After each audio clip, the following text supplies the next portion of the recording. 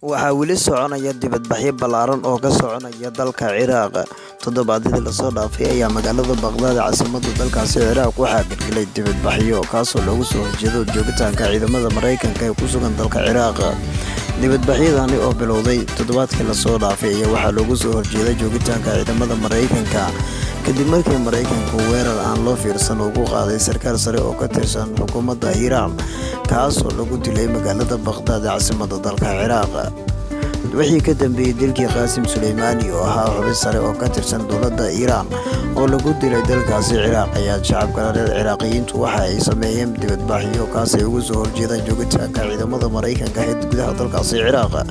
waxaana ay sheegeen in gebi ahaanba ciidamada Mareykanka ay isaga baxaan dalkaasi Ciraaq.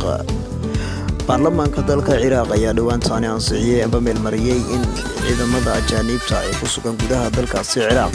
oo ugu horeeya xukuumadda Washington ay isaga baxaan dalkaasi maadaama ay ku xadgudbeen madax bannaanida dalka Ciraaq.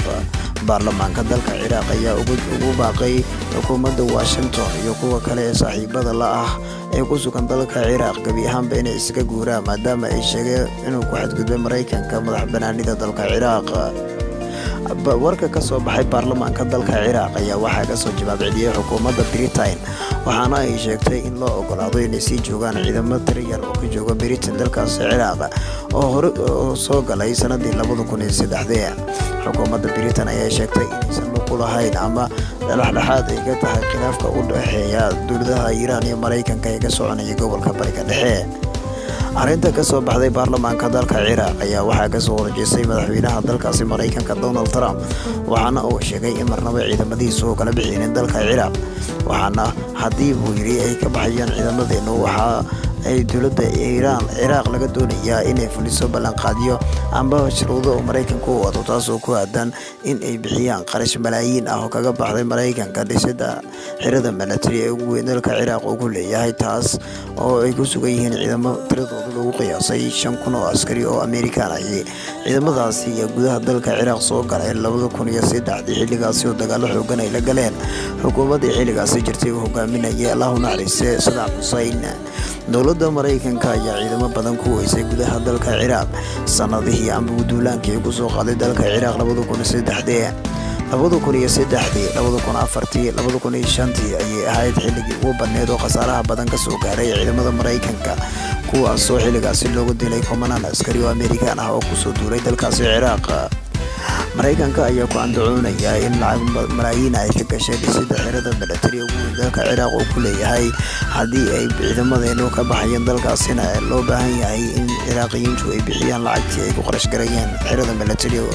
Mareykanka uu ku leeyahay dalkaasi Ciraaq. Hogaamiyaha diinta dalka Iiraan Ayatollah Ali Khamenei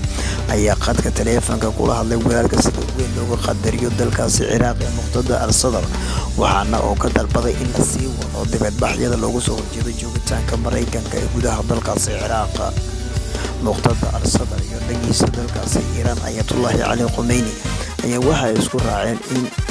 inta ciidamada Mareykanka ay kaga baxayeen dalka Ciraaq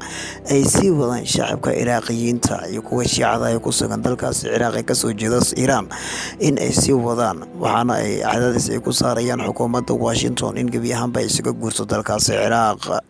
Dowladda Iiraan ayaa dhawaantaani weerar argoosi ah waxa ay ka fulisay dalka Ciraaq. 22 gantaal oo ay soo tuurtay dowladda Iiraan ayaa waxaa lagu burburiyay saldhig military oo Mareykanku uu ku lahaa dalkaasi Ciraaq. Iiraan ayaana sheegtay inay dishay in ka badan 80 askari oo isugu jira saraakiil iyo askar ka tirsan ciidamada Mareykanka. Hadalka ka soo yeeray Iiraan ee weerarka gantaalada loo adeegsaday ayaa waxaa gaashaanka u daruuray dowladda Mareykanka, waxaana ay sheegtay in weerarkaasi uu jiro balse wax khasaara aanay ka soo gaarin. Khilaafka u dhexeeya Mareykanka iyo Iiraan ayaa muddooyinkii ugu dambeeyay ku sii xoogaysanayay gobolka Bariga Dhexe.